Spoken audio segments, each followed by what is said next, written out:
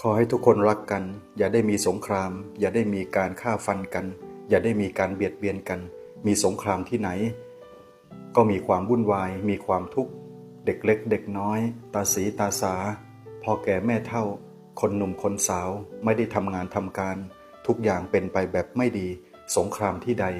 ล้วนแต่มีความวิบัติมีภัยที่นั่นขออย่าได้เกิดสงครามขอทุกคนรักกันขอให้ทุกคนเมตตากันขอคุณพระพุทธพระธรรมพระสงฆ์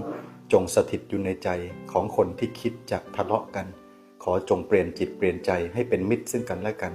รักกันเราทุกคนล้วนมีเกิดแก่เจ็บตายทุกคนล้วนมีทุกข์สุขเหมือนกันขอให้ทุกคนจงรักกันอย่าเกิดสงครามอย่าทะเลาะกันขอจงเป็นมิตรที่ดีซึ่งกันและกันเปลี่ยนจิตเปลี่ยนใจ